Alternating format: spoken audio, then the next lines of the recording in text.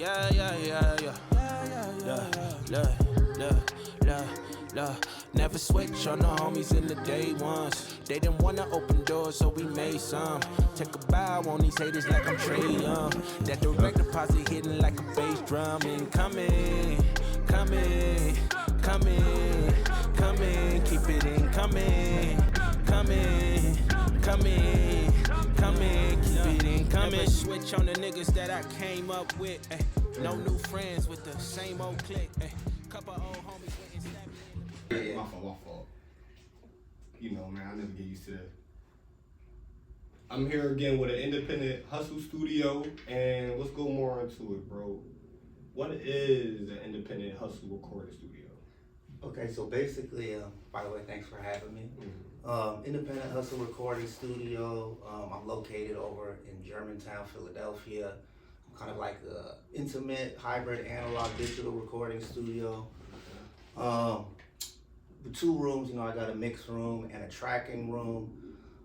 Do a lot of different kind of music, hip hop, R&B, Latin music, some capacity for live music as well. Okay. And recently I just got a backdrop and some lighting and photo equipment, so we are doing music videos and photography as well. Okay. So how would you say, what was the first step for you to even get into making a studio or want to make a studio? Was it the music, or was it just a passion when you was always a child? Yeah. It's been a passion ever since I was a child. I'm not from Philly. Okay. I moved here about 2-3 years ago. And it's always been my dream to do my own studio. I've lived all over the place, born and raised in Bay Area in San Francisco, but lived in New York, Boston, Oakland, other areas. But in those areas, it's always kind of been too expensive to even kind of get your own space to even make a studio, where you could rent out a place at something like Rec or something like that. But moving here and the prices here being not too bad to find some property and do something with some property, I was, finally able to do my dream with, doing my build, doing my studio, and opening it up for the local Philly community. Fact. So go more a little bit back into the past and how this all started out. So you say you wasn't originally from Philly, so where are you originally from? I'm originally from San Francisco, California. So what was it back then where you still was doing studios and you? I look younger than I am. I'm pretty, I come from the era of even before CDs, of tapes. Okay. You know what I mean? Oh, so you know the grind and you seen the little transition that came up. Want to talk about it technically, I've been messing with the dual-sided cassette tape since I was like 8, 9, 10. Basically, when I was a kid, I was really into sports. And then at one point, my parents forced me to take guitar lessons, maybe at 8 or 9. And I didn't even want to do it. Then it turned out I love music, and ever since there, I've been through, when I was a 12, 13-year-old making music, we used to make it on like the little Tascam 2 tracks and stuff. So I've been doing it since then, and seeing all this crazy change, you know what I mean? Yeah. No, fact. And we definitely gonna go more into that too, with this crazy change in the generation. But going to the next question, what made you want to start? I think we already went into that. Yeah. So we already went into that. So more into, for a lot of people that don't understand digital recording, what is that exactly? Digital recording, okay. That kind of piggybacks off what we were just talking about. So when I first started recording, we were recording on tape, which was analog, so most of the when we talking about tape, we talking about the little cassette tape. Even in the studio, they recorded reel to reel. So there was a certain point, I want to say probably sometime in the 90s, and even well into when CDs came out, they were still recording it on tape and putting it on digital. You could talk about this for a million years, but basically digital is kind of like everything is a digital signal that's going into on your computer, as opposed to recording like tape, something like that, or with camera, analog would be film, you feel me? And then now we're using digital cameras. Okay. So in your opinion, which one is, I would say, better or more? That's a good question. More efficient. Like, is it okay? We gotta have it's good to have tapes and something handheld than just putting something on digital. Definitely in this new age of where big companies keep everything on digital and just take it out just so like I think that. that's a great question. I mean, just even in the past year or two, digital has gotten, as far as an audio, has gotten really good at, like, if we're talking about using analog outboard gear, which I still do use a lot of analog outboard gear. Okay. You know, and with digital, right? Okay.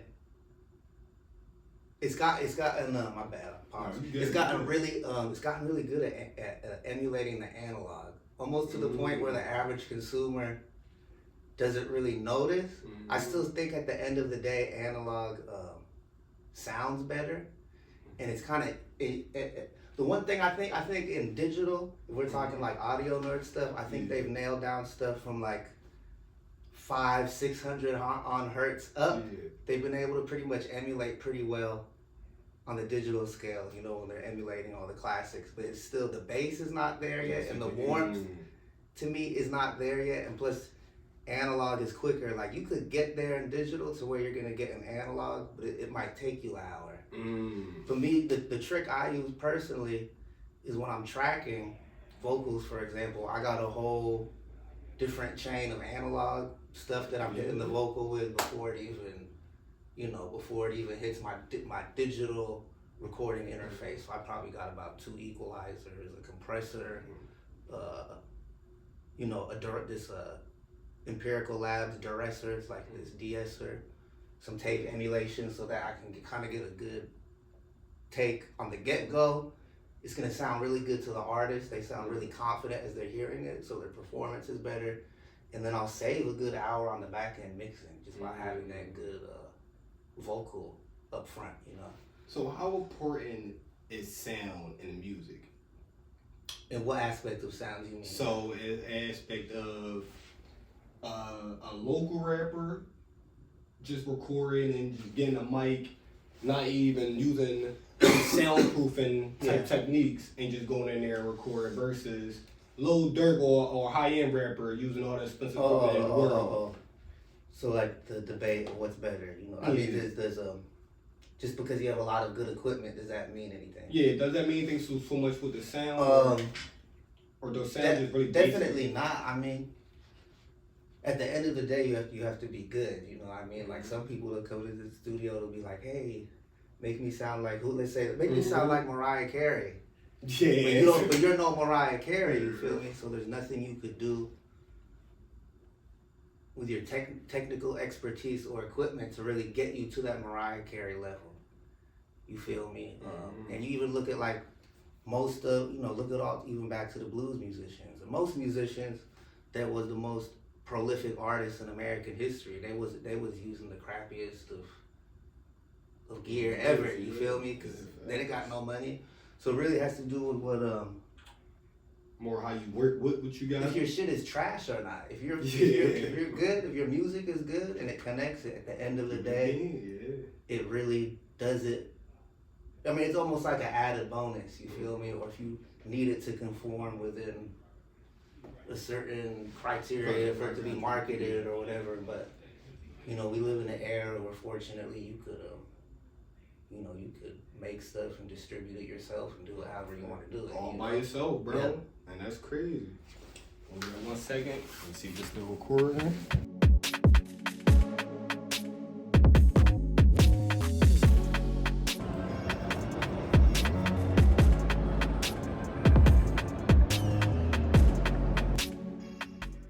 Yep, we good. Question. So go more into that. How long have you been doing this? Just music or just recording specifically? Music, the whole thing in general, just this whole Like I said, yeah. When I was a kid, I was really good at sports, really into sports. About 8, 9, 10, I started doing guitar. Started playing guitars. And actually, I was playing in like nightclubs and shit when I was like 10. So I was really good at guitar. In high school, we did a band called Prophet. which has, actually the bassist from that, he's now like a touring bassist with Nick Jonas and all these people. Yeah. The other MC is out of Frisco, A1. Y'all might know A1. That's my homeboy. So I did, we used to do the thing. What was cool about back before digital, I mean, even though it was digital, I was from the CD era. You could go out and actually hustle your CDs like before Napster. I don't know if y'all know about Napster. That's basically when you could start getting music for free. But before that, high school, middle school, you record our own albums, go play a show. If you played a good show, you print out, you literally go to the office, buy the spindle, print out the shit, do it all yourself. You can make $500, $1,000 in one night just selling your CDs, which was cool, which I miss about that era, which was more kind of like money on the upfront, if you had a CD, boom, boom, boom. What changed that, bro? How did that change so dramatically from, okay, we love having the handheld, having the CDs, just having it, the cover art, all that. What really changed that? Was it just digital and putting everything on Apple Play or SoundCloud and all them other platforms, or was it more to deal with how the rap industry, where the rap industry went and all this and just the money? I mean, basically, it's pretty much just technology and the internet that it made, basically when Napster comes and everything like that, you can get the music for free. And actually the industry's always been kind of like late, even in everything, TV, music, they've always kind of wanted to be in their structure of radio, CD, they kind of try to milk it until where now they got to conform, now they're streaming, now they're all of that because, initially everyone was trying to fight it. It's like, oh no, now YouTube come up, now LimeWire, now, so there's always going to be something to come up. So it finally took them a good decade to say, look, we could actually stream the music through YouTube and get the money, which they just recently really started doing in the grand scheme of things. So now it's kind of like the same thing, but it's even worse. The pay is so bad for streaming, so all the money is in, is in shows and merchandise. And then, even hip hop, if we're talking hip hop in particular, because I worked in different, music promotion, nightclubs, audio, all that. And what I noticed, hip hop is just devalued from the beginning, Like if, let's say you're at a club, you might have a house music DJ comes in, or a hip hop guy who's somewhat well known, and then maybe a house DJ is gonna come in the next night, but they're gonna get paid 3-4 times the amount of money. You know what I mean? Because hip hop is just, it's a very exploitive industry. You gotta buy security. Nobody wants to. You think you're a club owner. Do you really want to be? Okay, maybe there might be a fight. Maybe I have to do extra security. All these cats is gonna drink before they go into the club. So it already has this reputation that there's liability involved with it, which kind of just devalues the artist. You know what I mean? Yeah, no, I agree. So we already got more into where you was from. As an independent record studio professional, how do you run a business in a highly competitive industry? As of what we just talking about, definitely in 2024, where a lot of these young boys don't really know the real basics of it or the foundation. They just know what they see and just go out there and think they can make them millions. So how do you stay competitive with them young boys? They just going out here doing the small things and sometimes making millions off it, bro. It's like, it comes down to a few things. Basically, the first thing a lot of people say, what's the magic? What is it? The key? Yeah, the magic. What is it? The cheat code? Yeah. First off, you gotta work. You feel me? You gotta work. You gotta have a routine. You gotta have a regimen. When I built the studio, when I did it, I built it by hand. All the soundproofing, all the everything. You have to work. You have to take risks. You have to experiment. You have to have good. Basically, it's about in recording studio. At least in my opinion, your goal is to have the best experience for your client, your customer. So you can transfer that to any business. So I want my client to come in. I want the first time to feel comfortable. That's not gonna happen.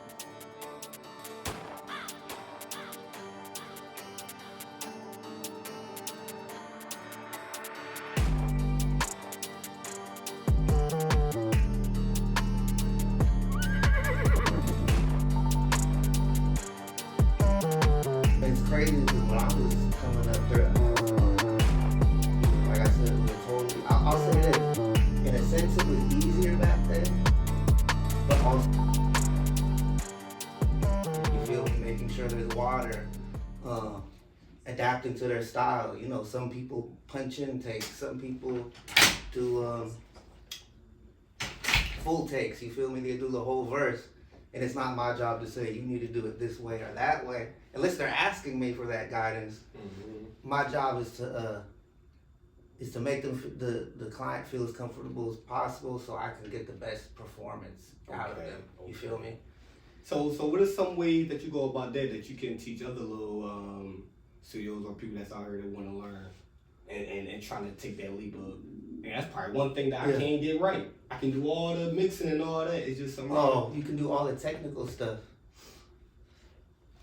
Well, I mean, I think a big struggle maybe a lot of people face is not getting clients, right? Maybe that's a big hurdle. Like maybe you think because I got the website or I got the space now to do it, and maybe no one's coming, or maybe a few people are coming but no one's coming back. So maybe if no one's coming back, that maybe means you got to look at something to change, or your customer service wasn't on point. You feel me?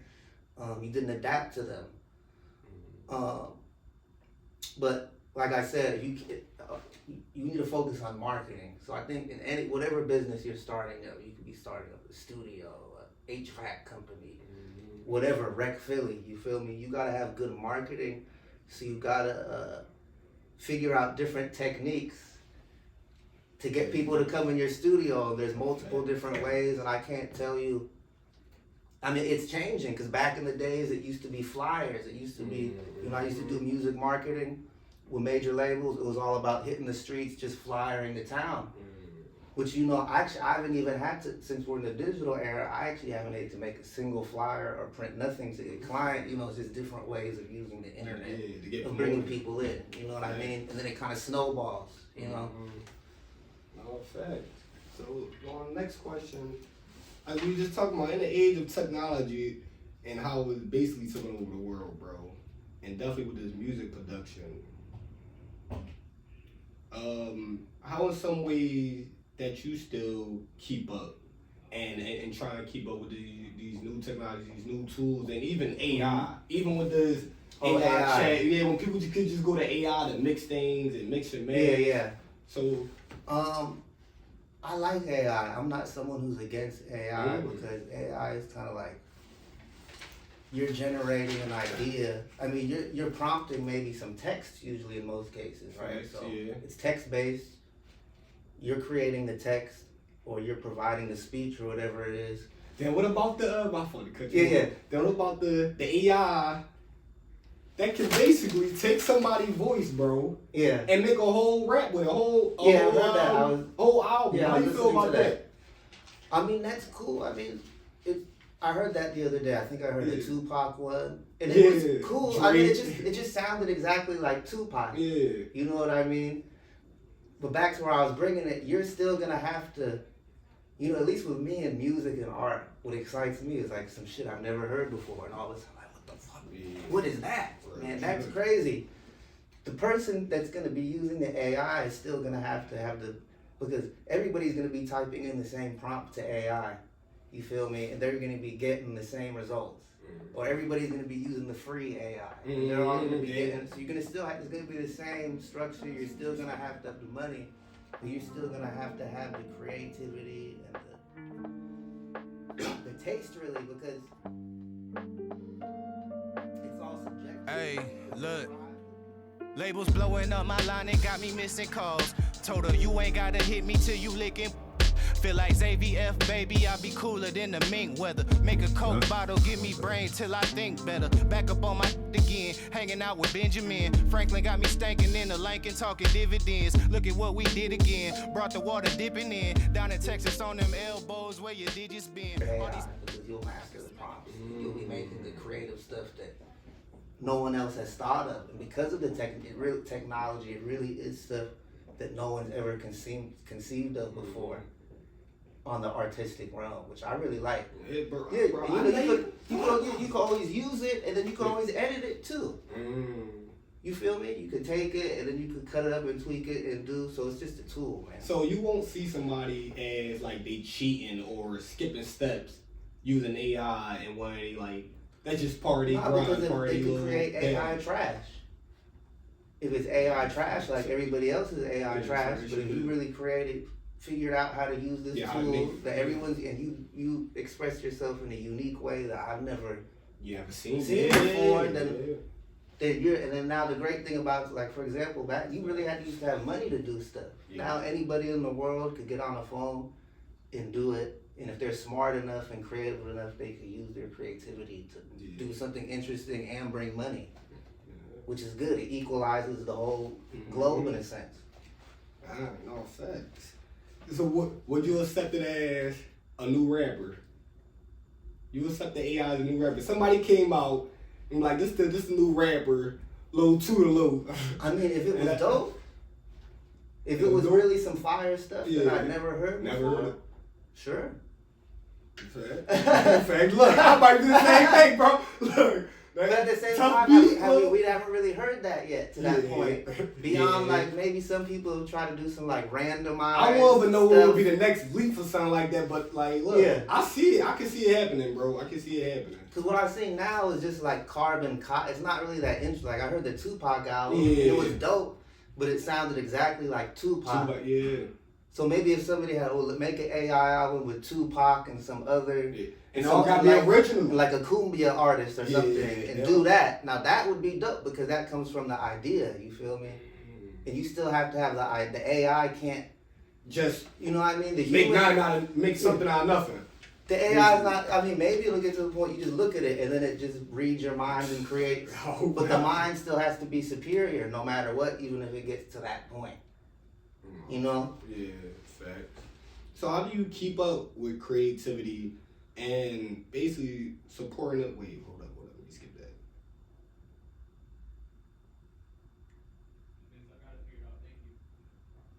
Okay, my fault. So how do you keep up with your creativity? Definitely being around a whole lot of different artists. Nowadays it's very hard to actually do anything. For myself, I haven't even actually. I mean, I've been an artist in the past, a DJ, rapper, producer, all that, and musician at heart. I haven't made anything for myself since starting the studio because all my focus has been on helping other artists. You feel Why me? is that? So, if you can go a little bit more to that. I just don't have the time. You feel me? To just sit, cause I got children too, and then when you have this is the first time in my life I've done a studio, done music a lot every day, clients, mixes to complete, so I don't have the time. Like even I have to find times out how to do shortcuts on mixes so I can get shit done in time for people. So I don't even have the time to do stuff for myself. But you're still able to be creative with every client, because that's my whole mission. When you come into my studio, dude, it's all about you and what we got to do with you, cater to yours. I'm not going to do the same thing with this person, with that person. Whatever we got to do to get you in your zone and make you feel it so we could get that performance, you know what I mean? That's what we're going to do. What was the original question?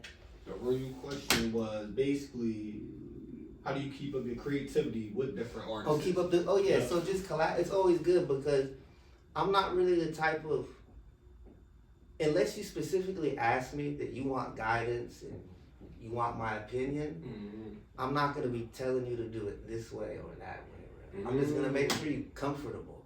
So go more into the artists that do that and be like, when some artists hop in the booth, no, you got to rap it this way or bring more energy or do this or do a little bit of want that? Yeah, I'm not saying to want that. Is that a wrong, you would say a wrong type way approach to go at it, or is it more of what you would say just... No. I mean, there's so many ways. I mean, there's no one way. It's whatever.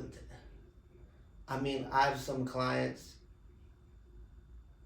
like that's just a baseline, most basic way of getting it. You know what I mean? There's so many concepts. You could sit there and make one beat and then make 20 beats off that one beat in one DAW. You know what I mean? You know, I have people, basically, I have a lot of clients that force me to do things and make decisions that I wouldn't make technically or creatively. Now, I'm always, when it really comes down to it, when it comes to standards and based off what they want, I might give them my advice. Okay. You know what I mean? And especially people who are more regular clients that we're used to, I might try to will my way a little bit more, but at the end of the day, it's the client's decision where they want to go artistically. So it's my job. It's not my project. I can help them get there. But yeah, it's so many different capacities. Like from someone who's just like simple, goes in there, raps and asks, "What do you think? Is it good or not?" Like somebody like that just needs to be told, "Yeah, that's great." You feel me? You know what I mean? To where there's other clients who just throw, you know, you could work on a song for 10 sessions or do something and then delete everything you did to where you're like, oh, what's that, whatever, it's your thing ultimately. I wouldn't do it, it's unorthodox. And then you have the conversation, what's your intention? Whatever I can invoke your intention of what you want to do, then there is no right or wrong. Is it your intention to be to sound shitty? Is it your intention to sound clean? Is it your intention to sound dark, warm? What is your... And then if I can get them to express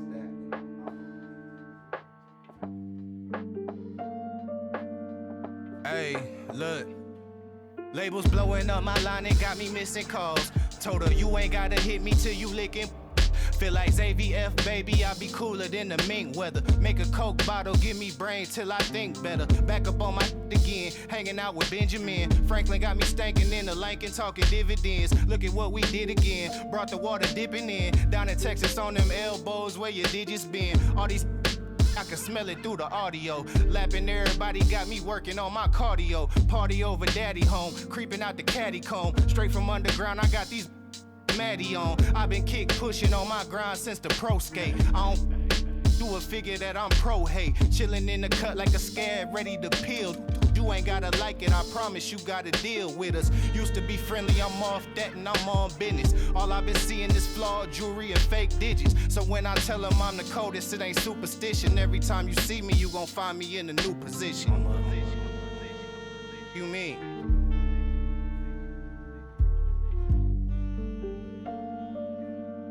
Look, ain't had to tell them I'm the truth, I think they knew it. Don't like to talk about the shit, I like to do it. So while these other hungry going through it, you see me thumbing through these hundreds, getting to it.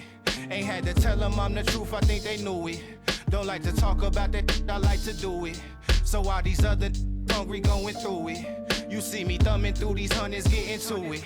I told a fat, do you have Meg knees? I'ma need that right after that. Please, bet you leave way before my bread leave. Got them Googling the caption, trying to see who said these. Tell these hateful mother I've been choosing love. It's the God, baby, tell me really who's above. These watching always talking what it used to was. Meanwhile, I'm raising up them digits like the Booster Club. I'm in my finest hour, hit the shower for one. Doing push-ups, running laps around the comfortable ones. I be coolin', I be chillin', I be with fun. But check the trophy case, I can't find nothing you done. Need Huxtable funds. You either with it or you in the way. Making money, been to play, ain't looking for no friend today. I just came to kindergarten, I do not intend to stay. Look you in the eyes and let you know that's what I meant to say. Ain't had to tell them I'm the truth, I think they knew it. Don't like to talk about the shit, I like to do it. So while these other hungry going through it, you see me thumbing through these hundreds, getting to it. Ain't had to tell them I'm the truth, I think they knew it. Don't like to talk about that shit, I like to do it.